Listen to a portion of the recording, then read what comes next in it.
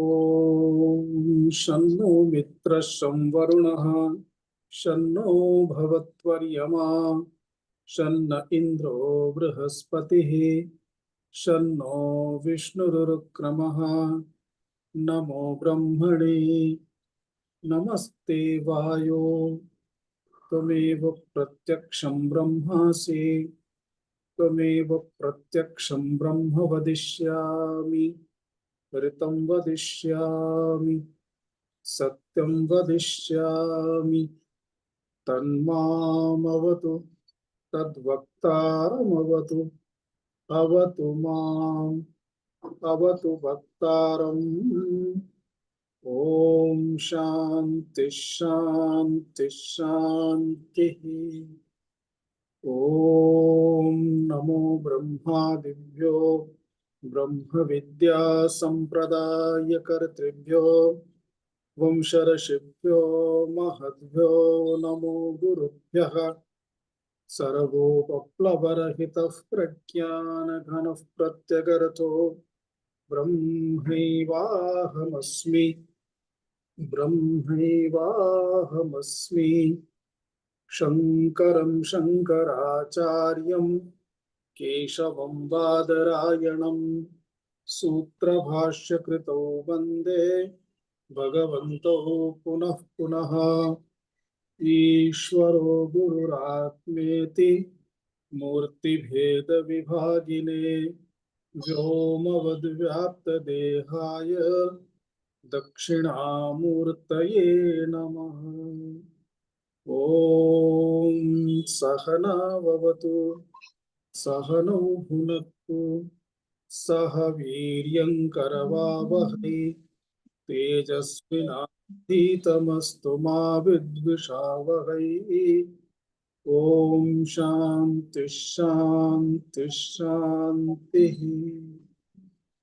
ॐ पार्थाय प्रतिबोधितां भगवता नारायणेन स्वयं व्यासेन ग्रथितां पुराणमुनिना मध्ये महाभारतम् अद्वैतामृतवर्षिणीं भगवतीम् अष्टादशाध्यायिनीम् अम्ब त्वामनुसन्दधामि भगवद्गीते भवद्वेषिणी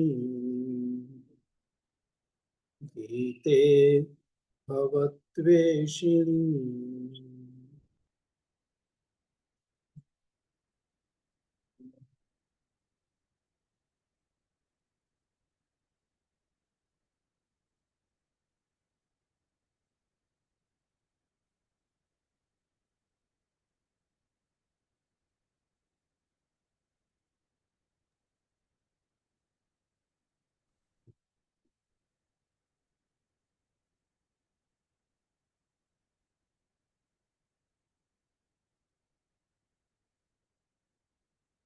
इसके पहले हमने कथम न ज्ञेयमस्माभिः पापादस्मान् निवर्तितुं कुलक्षयकृतं दोषं प्रपश्यद्भिर्जनार्दन। ये अर्जुन का वचन था। अर्जुन भगवान श्री कृष्ण के सामने उसे शास्त्रों के अनुसार उसका जिस प्रकार से अध्ययन है, स्वयं दयालु है, लोक कल्याण की भावना है, शुद्ध बुद्धि है, किसी का किसी भी प्रकार से हानि हो ऐसी मानसिकता बिल्कुल भी नहीं है। उसके विपरीत मेरा कुछ जाता है तो जाए, लेकिन मुझसे किसी को कष्ट नहीं होना चाहिए। ऐसा भाव जब रहता है तो स्वाभाविक रूप से हमारे जो धर्मशास्त्र पुराण आदि जो बताते हैं उनके हिसाब से हमारा चिंतन चलता है। तो अर्जुन को भी इस प्रकार का, उसके मन में, अर्जुन के मन में इस प्रकार का भाव का आना स्वाभाविक है, क्योंकि एक साधारण मनुष्य की कल्पना जैसी होती है, उससे विशेष अर्जुन यानी सभी पांडव, सभी भाई रहे हैं। इसी वजह से तो हमेशा धर्मपरायण होते हुए और आज भी जब महाभारत के इस युद्ध में खड़े हैं, तो भगवान श्री कृष्ण ने स्वयं अर्जुन का सारथ्य किया है, सारथी बने। इन चीजों से हमें यह स्पष्ट होता है कि अर्जुन का मनोभाव कितना शुद्ध है। हाँ, इतना जरूर है कि जिस स्थान पर अर्जुन विचार कर रहे हैं और जिस प्रकार के विचार कर रहे हैं, इन विचारों का समय चला गया और वो स्थान अब यहाँ पर नहीं है, ये अलग विषय है। लेकिन उसके विचारों से हमें जो दिख रहा है, उसमें क्या दिखा कि इस प्रकार से हम क्या देख रहे हैं, हमारे ही उन्हीं सभी लोगों का यहाँ पर प्राण हरण होगा, हमारा ही यह नुकसान होगा।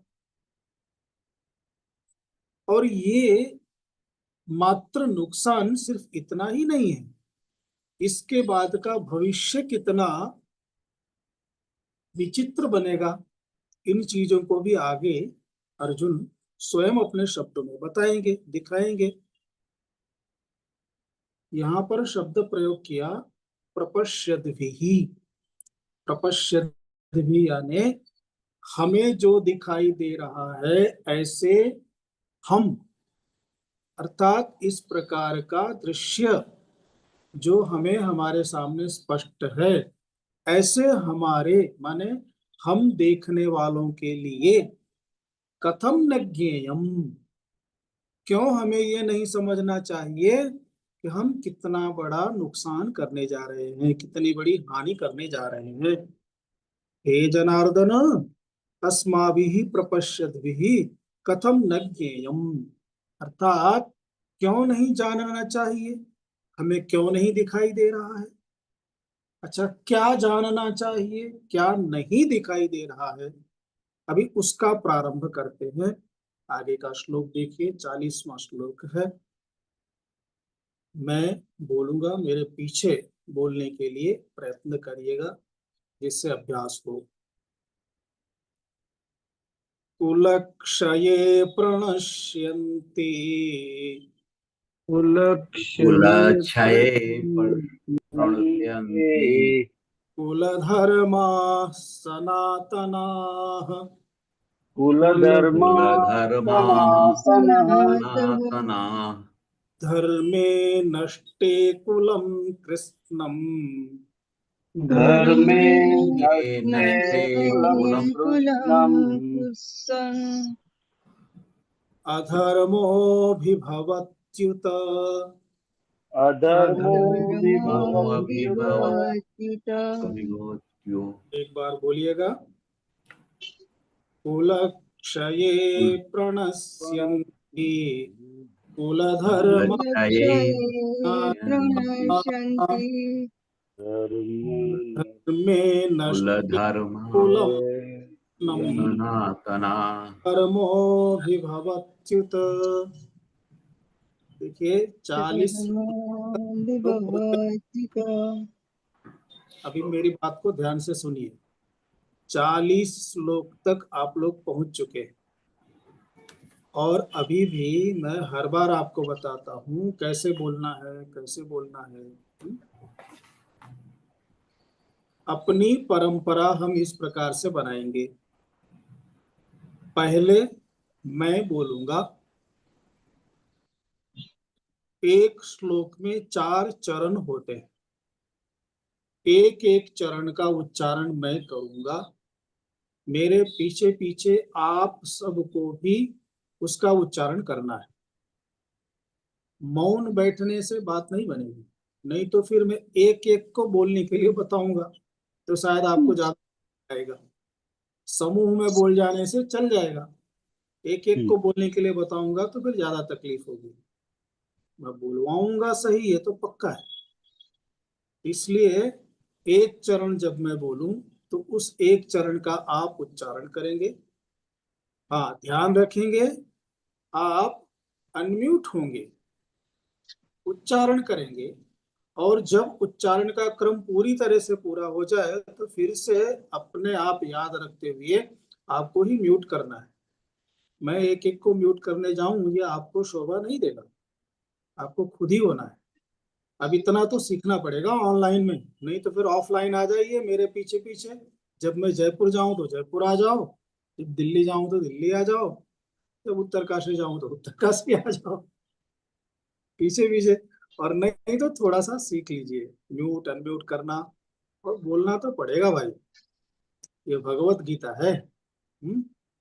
ये कोई रामू काका की या जीतू काका की गीता नहीं है, भगवत गीता है। और इसे उच्चारण तो करना ही पड़ेगा। एक चीज, तो एक एक चरण बोलूंगा। इस प्रकार से पूरा श्लोक जब एक बार हो जाए तो आप लोगों को तुरंत उठा देना, यानी पूरे श्लोक को एक बार आप लोग स्वयं पूरा बोलेंगे। देख करके बोलिए, देख करके बोलिए, एक एक अक्षर का उच्चारण देखिए। संस्कृत की ये विशेषता है, इसमें जो लिखा होता है वही पढ़ना होता है, यहाँ कोई साइलेंट अक्षर नहीं है। और इसीलिए मैं आपको अभ्यास भी करवा रहा हूँ। फिर से एक बार बोलेंगे, या फिर ऐसा करता हूँ, पहले आपको एक एक शब्द बता देता हूँ, बाद में उच्चारण करता हूँ। पहले शब्द देख लीजिए। कुलक्षये प्रणश्यन्ति कुलधर्माः सनातनाः। कुलधर्माः विसर्ग है, उसके बाद में सनातनाः, उसके पीछे भी विसर्ग है। तो पहला जो विसर्ग है कुलधर्माः और स, तो उसमें पहले वाले विसर्ग को आधे सा का उच्चारण करना है। कुलधर्मा सनातनाः। अब पीछे क्योंकि सनातनाः के बाद में कोई अक्षर नहीं है, इसलिए उस विसर्ग का उच्चारण विसर्ग का ही रहेगा, उसमें आगे वाले अक्षर का प्रभाव नहीं पड़ेगा। तो ये ध्यान में रखिएगा, कुलधर्मा सनातनाः। धर्मे नष्टे कुलम कृत्स्नमधर्मो विभवत्युत। तो कृत्स्नमधर्मो विभवत्युत, इस प्रकार से यहाँ पर संधि और समास होकर के ये पूरी लाइन बन गई है।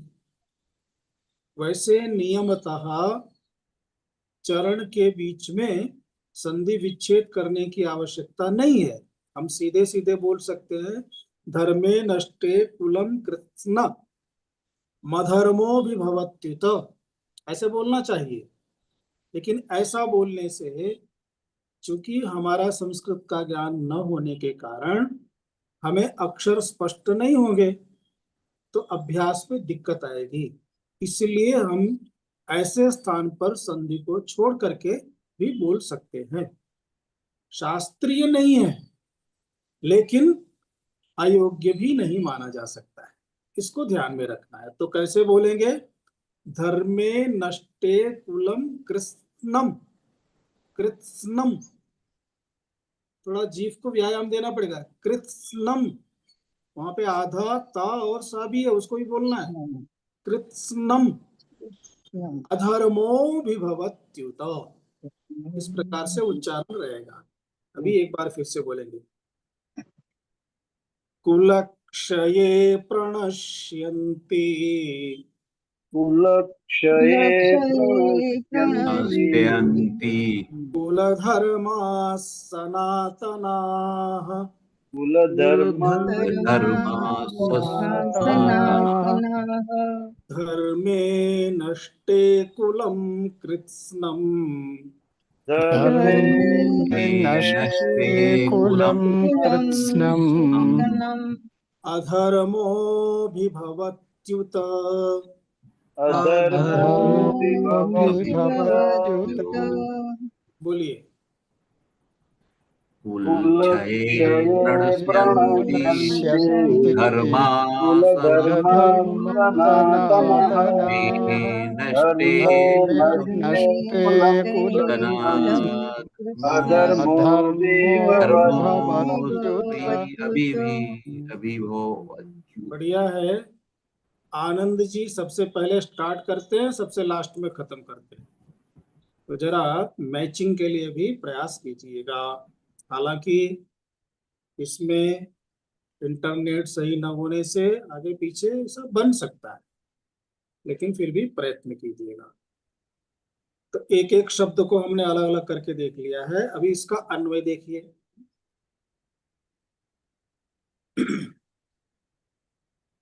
कुलक्षये पहला शब्द पकड़िए, मिला कुलक्षये। अभी लास्ट देखिए इस लाइन का, सनातनाः कुलधर्माः प्रणश्यन्ति। ये हो गया। वहां पे समझ लीजिए एक वाक्य बन गया। प्रणश्यन्ति क्रियापद है, क्रियापद वाक्य के अंत में लेंगे तो एक वाक्य बन जाता है। फिर आगे देखिए, अंत में देखिए, कृत्स्नम अधर्मः अभिभवति उत। संधि विच्छेद करेंगे तो कृत्स्नम एक शब्द निकल गया, अधर्मः दूसरा शब्द निकला, अभिभवति अभि उपसर्ग पूर्वक भू धातु का वर्तमान काल का लट लकार का प्रथम पुरुष एक वचन का भवति रूप है, तो अभिभवति।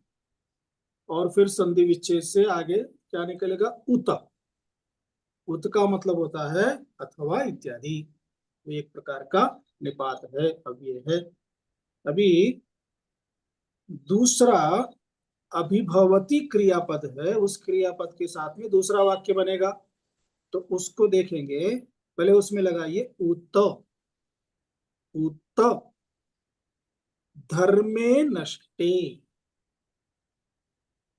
कृत्स्नम कुलम अधर्मः अभिभवति। इस प्रकार से अन्वय हो जाएगा। कुलक्षये, कुल का मतलब होता है परिवार, और क्षय का मतलब होता है नाश होना। क्षी क्षय धातु है, नाश होना। सप्तमी विभक्ति एक वचन का शब्द है जिसमें अर्थ होता है कुलक्षय होने पर। कुलक्षये, जब कुल का नाश हो जाए तो क्या होगा, कुल का धर्म भी नाश हो जाएगा। अभी हमारा जो कुल है सनातन कुल है, और हमारे सनातन कुल का धर्म सनातन धर्म है। तो हमारा सनातन कुल धर्म कुलक्षये सनातनाः कुल धर्माः, अर्थात परंपरा से चलता आ रहा हमारा जो कौटुंबिक धर्म है, पारिवारिक धर्म है, अपनी जो भारतीय संस्कृति, जिसका अर्थ हुआ जो भारतीय संस्कृति है, वो भारतीय संस्कृति कैसी है, सनातन। सनातन का मतलब होता है जिसका कोई आदि हमें नहीं दिखता है, जो अनादि है, न जाने कितने युगों युगों से चलती आ रही हमारी संस्कृति है। ऐसी हमारी जो संस्कृति है, पारिवारिक संस्कृति है, परिवार का जो धर्म है, ऐसा धर्म क्या होगा, प्रणश्यन्ति, सारे धर्म नष्ट हो जाएंगे। क्योंकि परिवार में कोई मार्ग दिखाने वाला नहीं होगा। जितने भी युवा हैं वो सभी युद्ध के मैदान में हैं। पिता पितामह पुत्र पौत्र, ऐसी चार पीढ़ियां युद्ध में खड़ी हुई है। अब इसमें से अगर ये सभी खत्म हो गए तो परिवार में कौन रहा, किसी किसी परिवार में तो कोई भी पुरुष नहीं बचेगा। कोई भी पुरुष नहीं बचेगा तो उस परिवार की क्या स्थिति बनेगी, इसकी चिंता यहां पर अर्जुन को दिख रही है कि जब ऐसा होगा, क्योंकि पूर्व श्लोक में क्या कहा, कुलक्षय कृतम दोषम, कुलक्षय कृतम दोषम, अर्थात कुल का नाश हो इस प्रकार का हमारे द्वारा होने वाला जो दोष है उसे, अर्थात हमारा परिवार, हमारा कुल जब नष्ट हो जाएगा तो क्या होगा, तो कुलक्षये प्रणश्यन्ति कुल धर्माः, कुल के धर्म जो सनातन धर्म है वो नष्ट हो जाएंगे। और जब हमारा धर्म ही नष्ट हो जाएगा तो क्या होगा, धर्मे नष्टे, उत उत अर्थात और भी, अर्थात उससे भी आगे, अथवा यूं समझिए, कुल का नाश होने पर कुल के धर्म नष्ट हो जाएंगे, और जब कुल के धर्म नष्ट हो जाएंगे तो धर्मे नष्टे कृष्णम कुलम, कृष्णम का मतलब होता है पूरा, पूरा का पूरा परिवार क्या हो जाएगा, उजड़ जाएगा। कृष्णम कुलम अर्थात धर्मे नष्टे कृष्णम कुलम नश्यति, पूरा परिवार नष्ट हो जाएगा। नष्ट हो जाएगा यानी महाभारत के युद्ध में जैसे सब लोग मृत्यु को प्राप्त हो गए हैं, ऐसे मृत्यु को प्राप्त हो जाएंगे, बोले नहीं, ऐसे नहीं होगा। ये कि कोई मार्ग बताने वाला नहीं होगा, परिवार का संचालन करने वाला कोई नहीं होगा, तो सब स्वच्छंद हो जाएंगे। और जब स्वच्छंद हो जाएंगे, रीति नीति धर्म पालन ये सब जब नहीं होगा तो अधर्म की अभिवृद्धि हो जाएगी, तो अधर्म अभिभवति, फिर क्या होगा, अधर्म का अभिभवन, अभिभवन मतलब होता है वृद्धि, चारों तरफ से अधर्म बढ़ जाएगा, ये परिस्थिति उत्पन्न हो जाएगी। अभी देखिए अर्जुन के मन में क्या चल रहा है। स्मृति शास्त्र है, स्मृति शास्त्र में ऐसा कहा गया है, फलतोपि च यत् कर्म अनर्थेन न बध्यते केवल प्रीति हेतुत्वात् तद्धर्मो इति कथ्यते। अर्थात यत् कर्म, जो कर्म, कोई अगर लिखना चाहे तो लिख सकता है, फलतोपि च यत् कर्म अनर्थेन न बध्यते, फलतोपि च यत् कर्म अनर्थेन न बध्यते केवल प्रीति हेतुत्वात् तद्धर्मो इति कथ्यते। यत् कर्म, जो कर्म केवल प्रीति हेतुत्वात्, एकमात्र प्रेम के कारण, संबंध के कारण, अनर्थेन न बध्यते,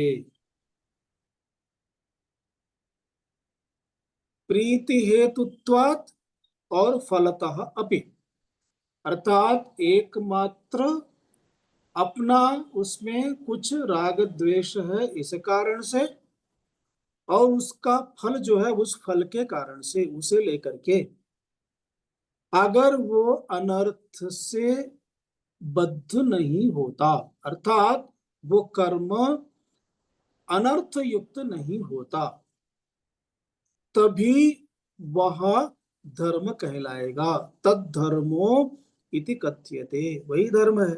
इसका मतलब यह हुआ, ये स्मृति शास्त्र क्या कहता है कि देखो हम जो कर्म करते हैं वो कर्म धर्म पूर्वक है कि नहीं है, तो उसके पीछे हमें विचार करना चाहिए।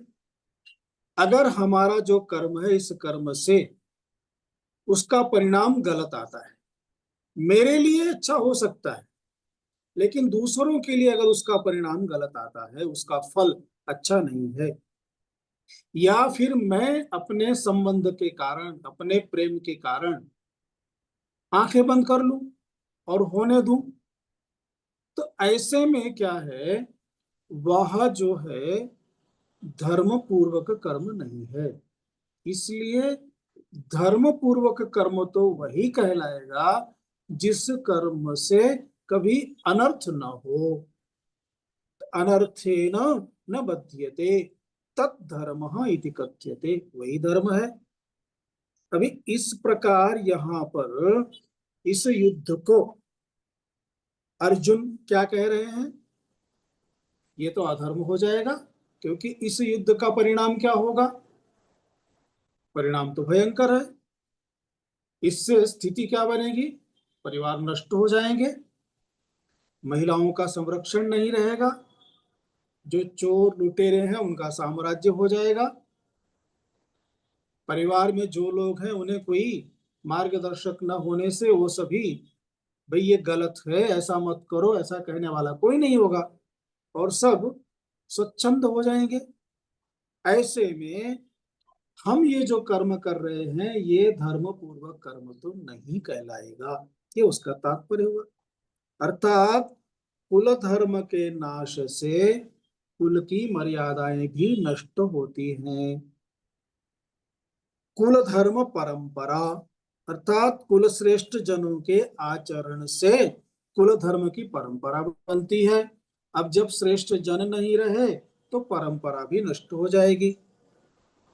फिर जब हम ये कहते हैं धर्मो रक्षति रक्षितः, रक्षितः धर्मः रक्षति, अर्थात जिस धर्म का रक्षण हम करते हैं वह धर्म हमारा रक्षण करता है।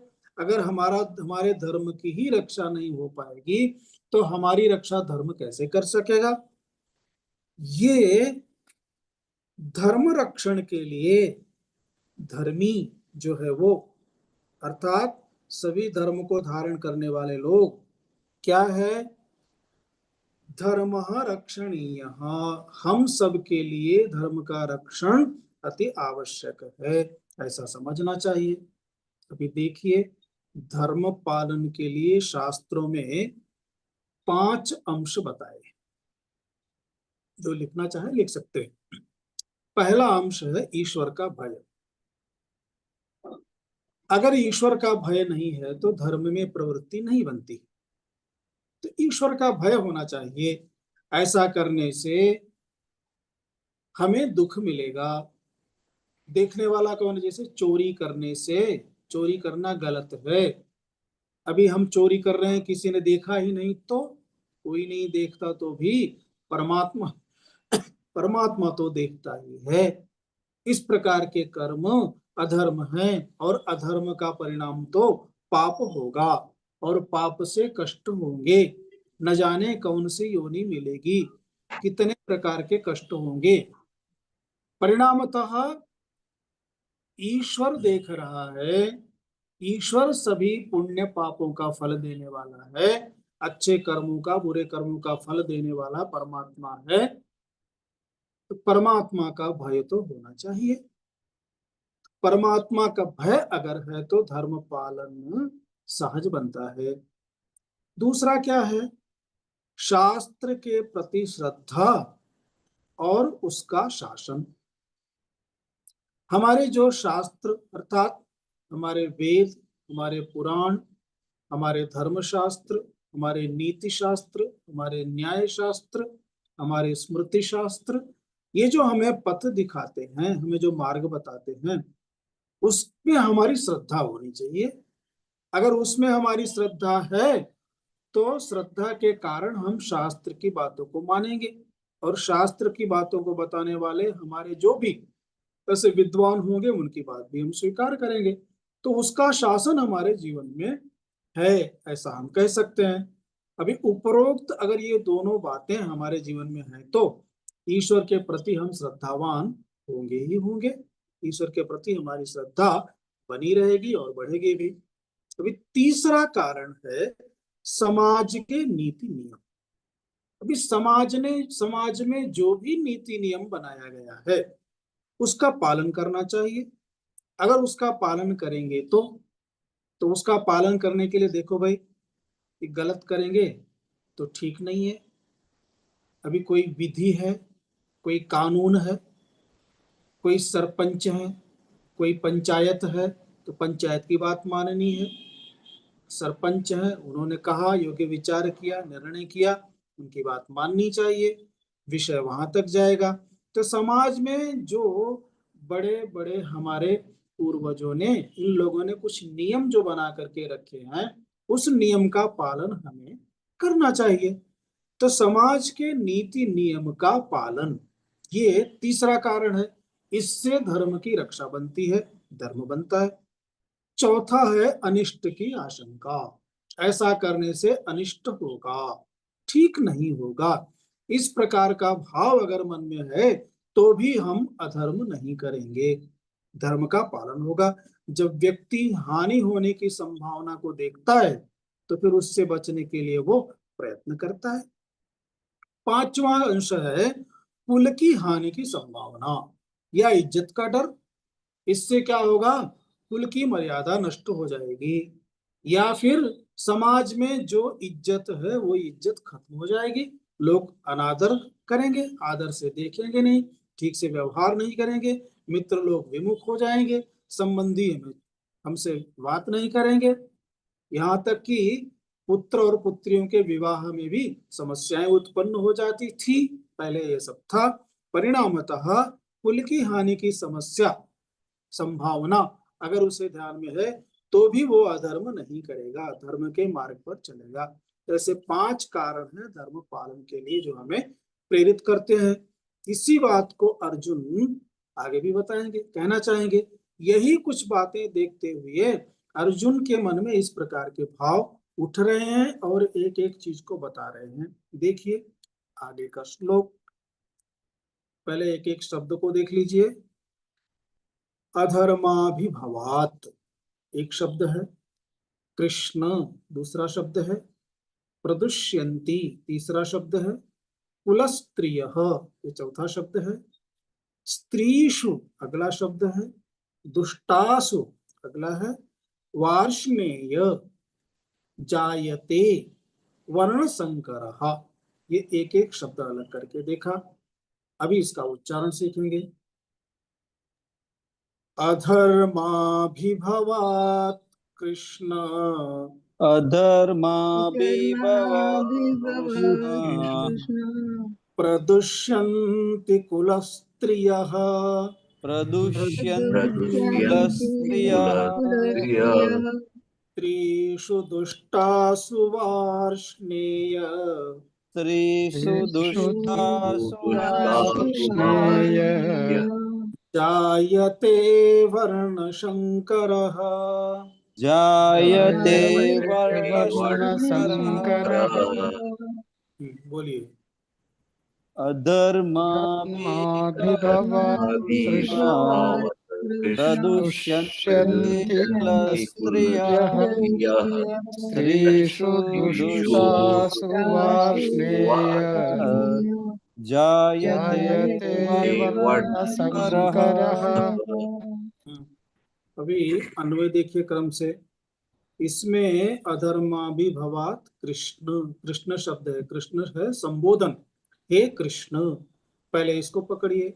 हे कृष्ण अधर्माभिभवात कुलस्त्रियः प्रदुष्यन्ति, प्रदुष्यन्ति क्रियापद है, एक वाक्य बन गया। अभी दूसरे वाक्य में देखिए, वार्ष्णेय शब्द है, वो भी संबोधन है। हे वार्ष्णेय स्त्रीषु दुष्टासु वर्ण संकरः जायते, ये दूसरा वाक्य हो गया। अधर्माभिभव, अधर्माभिभव का मतलब है अधर्म की वृद्धि, और अधर्माभिभवात यानी अधर्म की वृद्धि होने से।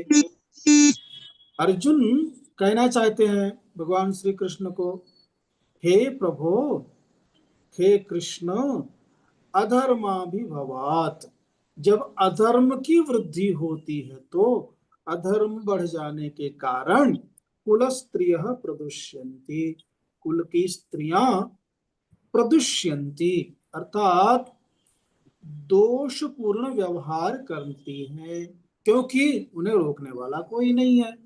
प्रदुष्यन्ति इत्युक्ते दूषित हो जाती हैं। अभी क्या है, स्वच्छंदता के कारण भी हो सकता है या कोई संरक्षक न होने से भी हो जाता है। जैसे मुस्लिमों के आक्रमण काल में सब कुछ अच्छा होने के बावजूद भी, परिवार भी अच्छा होने के बावजूद भी, संरक्षक कोई बढ़िया न होने से, राजा शासक इत्यादि अच्छा न होने के कारण परिवार नष्ट हुए, कई परिवार नष्ट हुए, महिलाओं का जीना भी बड़ा मुश्किल हुआ था, यह हमें पता ही है। तो परिणामतः क्या है कि कुल का नाश होने पर क्या हुआ, अधर्म की वृद्धि हो गई। अधर्माभिभवात कुल स्त्रियः प्रदुष्यन्ति, कुल की स्त्रियां, महिलाएं दूषित हो जाती हैं। और फिर स्त्रीसु दुष्टासु, अर्थात जब महिलाएं दूषित हो जाएंगी तो परिणाम क्या होगा, हे वार्ष्णेय, वार्ष्णेय का मतलब है वृष्णि कुल के, भगवान श्री कृष्ण का कुल था वृष्णि कुल, वृष्णि वंश के थे, तो वृष्णि कुल में होने के कारण उन्हें कहा वार्ष्णेय। हे वार्ष्णेय, हे वृष्णि कुल श्रेष्ठ, हे श्री कृष्ण, उसका परिणाम क्या होगा कि उससे फिर वर्ण संकर जायते, फिर वर्ण संकर प्रजा उत्पन्न हो जाती है। जब वर्ण संकर प्रजा उत्पन्न होती है तो जो धर्म, जो कुछ थोड़ा बहुत बचा रहता है वो भी नष्ट हो जाता है। ऐसे में परिवार कहां से कहां पहुंच जाता है।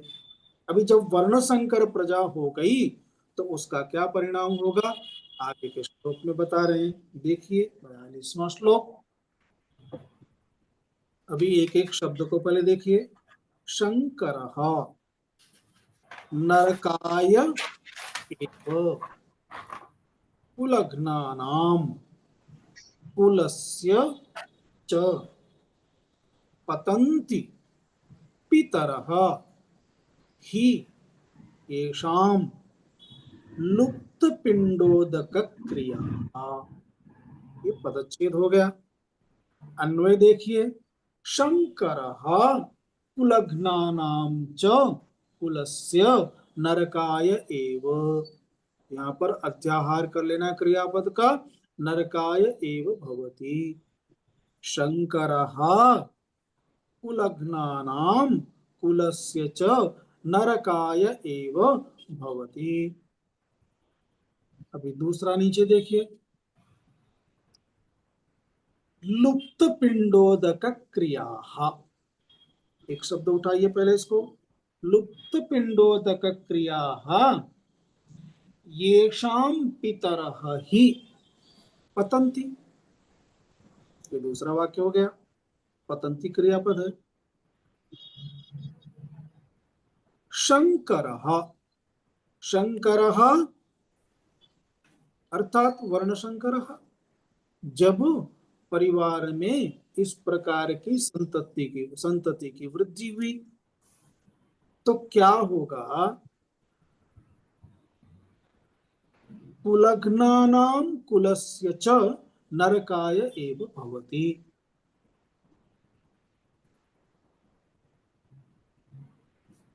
अर्जुन इत्यादि युद्ध के मैदान में खड़े हैं,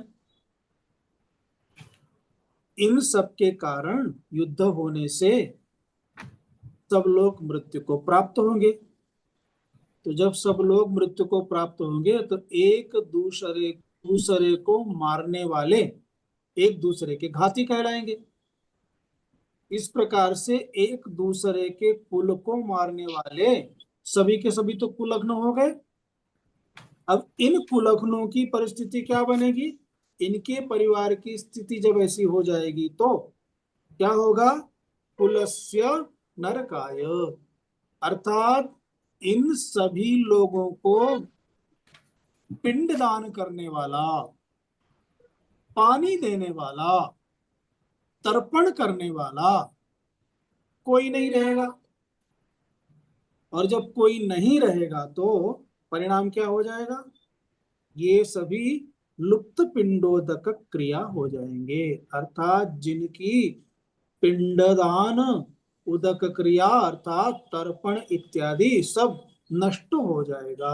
सब नष्ट, सारी क्रियाएं नष्ट हो जाएंगी। ऐसे नष्ट पिंडदान, तर्पण इत्यादि वाले ये सभी क्या होगा, ये शाम पितरः पतंती, ये सब पतन को प्राप्त होंगे, ये सब पतन को प्राप्त होंगे। अब जब पतन को प्राप्त होंगे तो परिणामतः क्या होगा कि पतन होगा तो कहाँ जाएंगे, नरक में जाएंगे। अतः नरकाय एव, ये सब नरक में जाने के लिए कारण बन जाएंगे। अभी और आगे बता रहे हैं इससे क्या परिस्थिति उत्पन्न होती है। आगे का श्लोक देखिए, पहले एक एक शब्द को देखिए। दोषैहि एतैहि कुलघ्नानाम वर्णशंकर कारकैः उत्साद्यन्ते जाति धर्माः कुल धर्माः च शाश्वताः। एक एक शब्द हो गया, तो उच्चारण करेंगे। दोषैरेतैः कुलघ्नानाम् दोषैरेतैः दोषैरेतैः कुलघ्नानाम् कुलघ्नानाः वर्णशंकरकारकैः वर्णशंकरकारकैः वर्णशंकरकारकैः उत्साद्यन्ते जाति धर्माः उच्चाद्यन्ते उत्साद्यन्ते जातिधर्माः कुलधर्माश्च शाश्वताः। कुलधर्माश्च कुलधर्माश्च शाश्वताः शाश्वताः। बोलिए। दोषरहिते दोषैरेतैः कुलज्ञानाम् कुलघ्नानाम् वर्णशंकरकारकैः वर्णशंकरकारकैः उच्चाद्यन्ते उत्साद्यन्ते धर्माः धर्माः कुलधर्माश्च धर्माश्च शाश्वताः। शाश्वताः। एतैः वर्णसंकरकारकैः दोषैः कुलघ्नानां शाश्वताः कुलधर्माः जातिधर्माः च उत्साद्यन्ते। एक एक शब्द को क्रम में रखेंगे तो इस प्रकार से हो जाएगा। एतैः वर्णसंकरकारकैः दोषैः कुलघ्नानां शाश्वताः कुलधर्माः जातिधर्माः च उत्साद्यन्ते। बहुत ही सरल है। माने जिस प्रकार से विचार करते हुए अभी हम देख रहे हैं, स्थिति क्या बनी, पितर लोग पिंडदान से, तर्पण से इन सबसे वंचित हो जाएंगे, और जब वंचित होंगे तो होगा क्या, क्या क्या नष्ट होगा, उसको बताने के लिए कहा कि एतैहि दोषैहि, अर्थात जब पिंडदान वगैरह कुछ नहीं मिलेगा तो इन सब दोषों के कारण या वर्ण संकरता हो जाने से पिंडदान नहीं प्राप्त होगा, क्योंकि उचित संस्कार के अधिकारी नहीं मिलने से परिवार में पिता कोई और माना जाएगा, वास्तविक में पिता कोई और होने से अभी जब तर्पण करेंगे तो नाम कुल गोत्र परिवार का होगा, तो ऐसे में जब एड्रेस ही नहीं होगा तो फिर पोस्ट कहाँ जाएगी। परिणामतः जब कुछ प्राप्त नहीं होगा तो उसका क्या होगा, यही सब दोष हैं। इन दोषों के कारण एतैहि दोषैहि, ये जितने भी कुल घाती, हम सभी कुल को नष्ट करने वाले, जिनके कारण से वर्ण संकरता उत्पन्न हो गई है, वर्ण संकर कारक ही, इनसे क्या होगा, इनके द्वारा क्या हो जाएगा, यानी हमारे द्वारा क्या स्थिति बनेगी, शाश्वताः कुलधर्माः जातिधर्माः च नश्यन्ते उत्साद्यन्ते। हमारा ये जो शाश्वत कुल धर्म अर्थात हमारी संस्कृति, ये हमारा परिवार, हमारे कुल का धर्म और जाति का धर्म सब नष्ट हो जाएगा, क्योंकि वर्ण संकरता होने से जाति खत्म हो गई, जाति खत्म होने से परिवार का भी संरक्षण, परिवार की संस्कृति संस्कार सब खत्म हो जाएंगे। ऐसे में ये सब उत्सन्न हो जाएंगे, उत्सन्न हो जाएंगे अर्थात नष्ट हो जाएंगे, ये इसका अर्थ हुआ।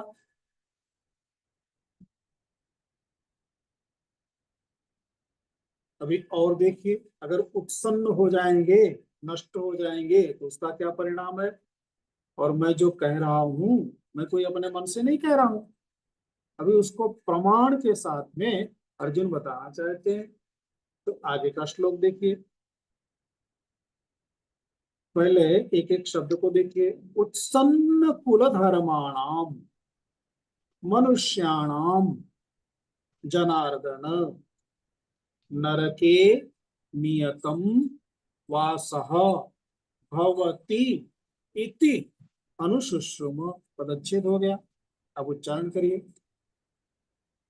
उत्सन्न कुल धर्माणाम उत्सन्न कुलधर्माणाम् कुलधर्माणाः मनुष्याणाम जनार्दन मनुष्याणाम् जनार्दन नरके नियतं नरके नरके नियतं वासो वासो इत्यनुशुश्रुम।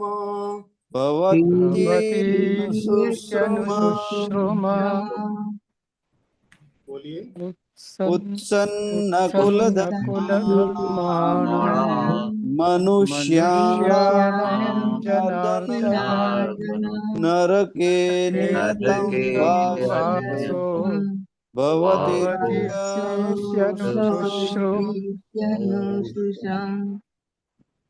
हे जनार्दन, जनार्दन भगवान श्री कृष्ण के लिए संबोधन है, पहले भी आ चुका है।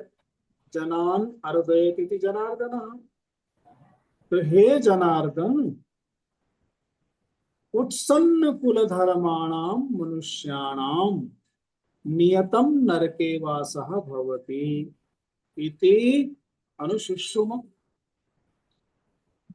अभी अर्जुन क्या बता रहे हैं कि भाई विद्यार्थी काल में जब हमने शास्त्र का अध्ययन किया और जीवन में भिन्न भिन्न स्थान पर हमने ऋषियों महर्षियों का सत्संग किया, और सत्संग से, अध्ययन से, शास्त्र के अध्ययन से मुझे ये सारी बातें सुनने को मिली है। अनुशुश्रुम माने परंपरा से हमने सुनी है। क्या सुनी है? उत्सन्न कुल धर्माणाम मनुष्याणाम, ऐसे मनुष्य कि जिनका कुल धर्म नष्ट हो गया, जिनका कुल धर्म नष्ट हो गया, ऐसे मनुष्यों का वास कहाँ रहता है? नरके। कब तक रहता है? नियतम, क्योंकि उन्हें कोई पिंडदान नहीं मिल रहा है, कोई तर्पण नहीं मिल रहा है, कोई श्राद्ध नहीं हो रहा है, उनका तो रास्ता ही अवरुद्ध हो गया है, उनकी तो गति ही नहीं बन रही है। अगर वो आगे गति करें तब तो कोई और जन्म प्राप्त हो। परिणामतः कहाँ अटके हुए हैं? नरक में अटके हुए हैं। तो नरके नियतम वासः, उनका वहीं पर वास चल रहा है। नियत का मतलब हो गया निश्चय ही, निश्चय ही ऐसे लोगों का निवास नरक में ही रहेगा, ऐसा हमने सुना है। अब इतनी बात कहने के बाद अर्जुन कह रहे हैं, देखो ये तो अच्छी बात है कि मेरे समझ में ये बात आ गई, नहीं तो युद्ध खत्म होने के बाद में अगर मैं जिंदा रहता और तब ये बातें आती तो सिवाय रोने के दूसरा हाथ में कुछ नहीं रहता। देखिए अर्जुन अपनी बात को बता रहे हैं, आगे के श्लोक में देखिए। सबसे पहले उच्चारण देख लीजिए। अहो, बत महत् पापम कर्तुम व्यवसिता, व्यवसिता अर्थात व्यवसिताः, वहां पर विसर्ग का लोप हुआ है, व्यवसिताः वयम यत् राज्य सुख लोभेन हंतुम स्वजनम उद्यताः। एक एक शब्द हो गया, स्वजनम उद्यताः, स्वजनम उद्यताः। एक बार उच्चारण करेंगे। अहो बत महत् पापम अहो बत पापम कर्तुम व्यवसिता वयम कर्तुं व्यवसिता वयम् यद्राज्य सुख लोभेन यद्राज्यलोभेन हन्तुं स्वजनमुद्यताः। हन्तुं स्वजनमुद्यताः। बोलिए। अहो बत महापापं महत् पापम कर्तुं व्यवसिता वयं वयम् यद्राज्यसुखलोभेन हन्तुं स्वजनमुद्यताः। अहो बत महत् पापम कर्तुम व्यवसिता वयम वयम। अहो ये आश्चर्यवाचक शब्द है। अहो उद्गार है। अहो, अरे, अरे रे, अहो, इस प्रकार से हम बोलते हैं। ये आश्चर्य में भी बोलते हैं, या फिर कोई दुख पूर्वक हुआ हो तो वहां भी आश्चर्य भाव आ जाता है, वहां बोलते हैं। तो अहो बत,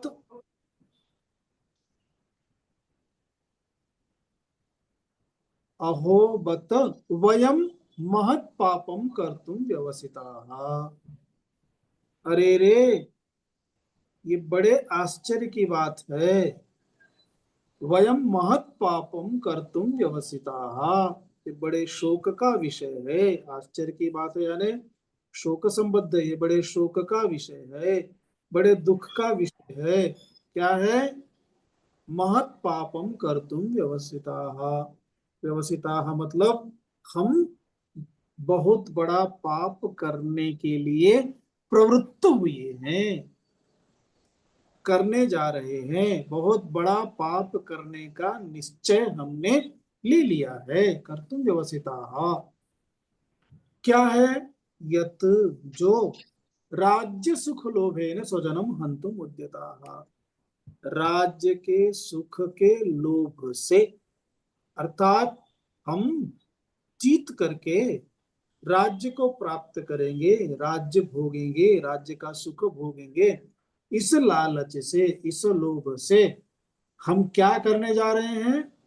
स्वजनम हंतुम उद्यताः, हम अपने सभी स्वजनों को, परिजनों को, सगे संबंधियों को, परिवारजनों को हंतुम उद्यताः, हम उनका हनन करने के लिए तैयार हो गए हैं, बिल्कुल तैयार हैं। अर्थात ये तो, अरे ये तो बड़े दुख की बात है, बड़े अफसोस की बात है, इस प्रकार कहा। अभी इतना कहने के बाद अर्जुन क्या सोच रहे हैं? ये 2 श्लोक है, दोनों पूरा करेंगे तो अध्याय पूरा हो जाएगा। बाद में फिर कर्मयोग दूसरे अध्याय से प्रारंभ होगा। तो इतना सोचने के बाद अभी अर्जुन क्या कह रहे हैं? देखो, भाव देखो। यानी जब मन में इस प्रकार का भाव आ जाए तो क्या सोचेगा? जाओ, जिसको जो चाहिए ले लो, मुझे कुछ नहीं चाहिए। अब कृष्ण को कह रहे हैं तो कृष्ण बोलेंगे तुम्हें कुछ नहीं चाहिए का क्या मतलब है? हमको द्वारिका से यहाँ तक दौड़ा करके लेकर के आए हो, तो उसका कुछ बहाना भी बताना पड़ेगा। तो बहाना भी बताते हैं। देखिए आगे का श्लोक, पहले शब्द देख लीजिए।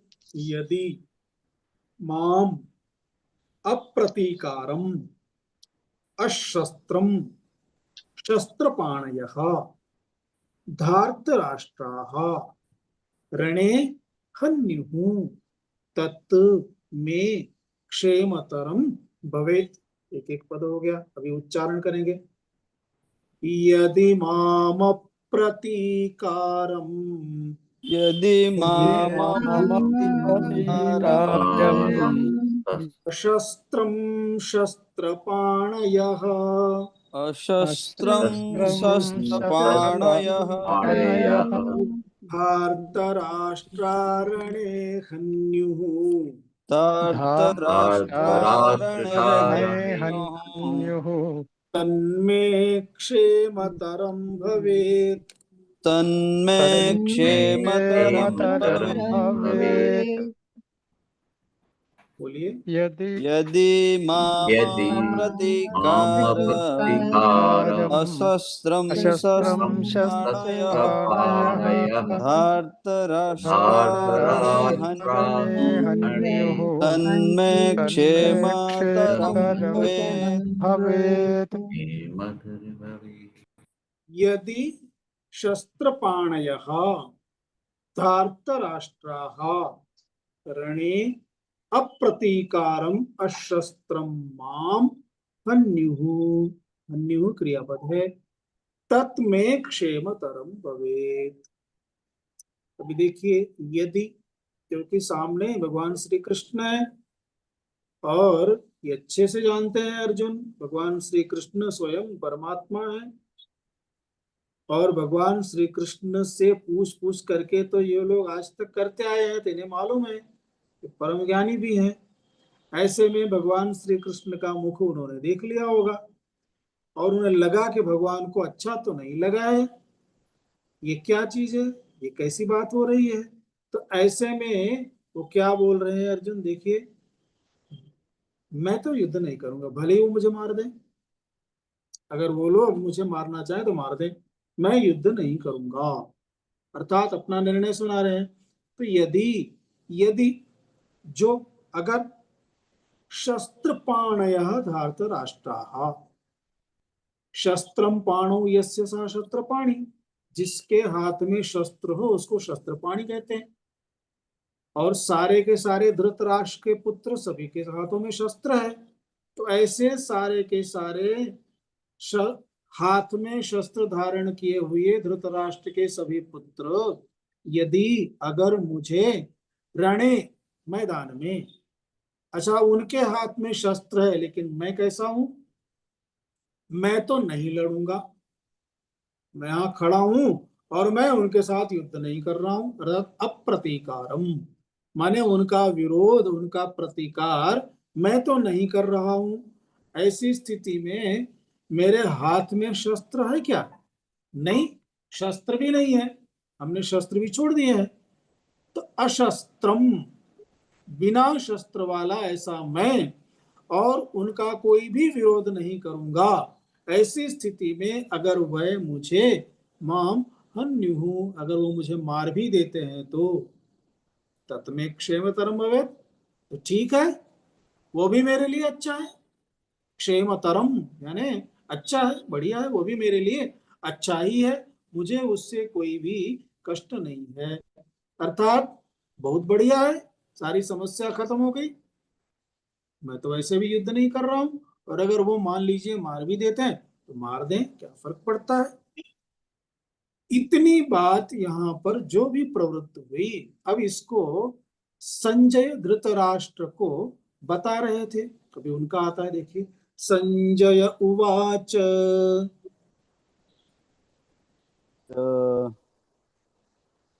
एवमुक्त्वार्जुनः संख्ये एवमुक्त्वार्जुनः संख्ये रथोपस्थ उपाविशत् रथोपस्थ उपाविशत् सृज्य सशरं चापम् विसृज्य संसरं चापम् शोकसंविघ्नमानसः शोकसंविघ्नमानसः। बोलिए। एवमुक्त्वार्जुनः संख्ये रथोपस्थ उपाविशत् विसृज्य संसरं चापम् शोकसंविघ्नमानसः।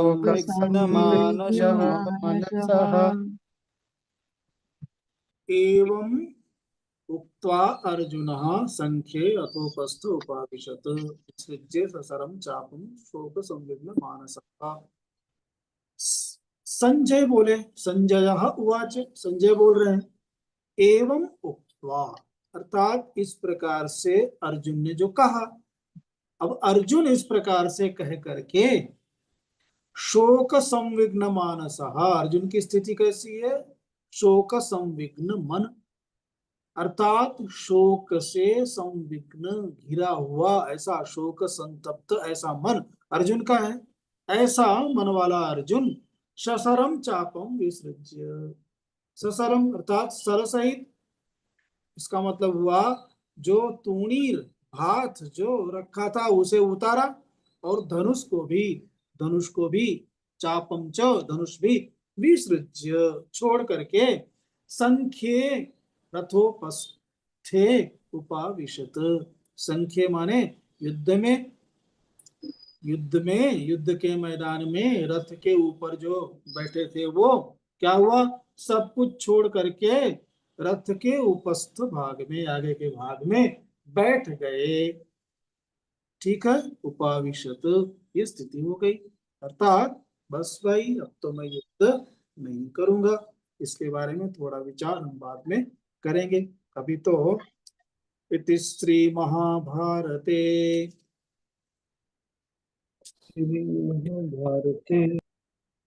अच्छा चलिए महाभारत मत बोलिए, क्योंकि आपकी पुस्तक में महाभारत नहीं है। चलिए, ओम तत्सदिति ओम ॐ तत्सदिति तत्सदिति श्रीमद्भगवद्गीतासूपनिषत्सु श्रीमद्भगवद्गीतासु श्रीमद्भगवद्गीतासु उपनिषत्सु ब्रह्म विद्यायां ब्रह्मविद्यायां विद्यायां योगशास्त्रे योगशास्त्रे योगशास्त्रे श्रीकृष्णार्जुन संवादे श्रीकृष्णार्जुन संवादे संवादे अर्जुन विषाद योगो नाम प्रथमोऽध्यायः। अर्जुन अर्जुन विषाद योगो नाम प्रथमोऽध्यायः। प्रथमोऽध्यायः। ओम पूर्णमदः पूर्णमिदं पूर्णमदः पूर्णमिदं पूर्णात् पूर्णमुदच्यते पूर्णस्य पूर्णमादाय पूर्णमेवावशिष्यते। ओम शांति शांति शांतिः। हरिः ओम श्री गुरुभ्यो नमः। हरिः ओम। यहाँ प्रथम अध्याय पूरा हुआ, द्वितीय अध्याय बाद में फिर शुरू करेंगे।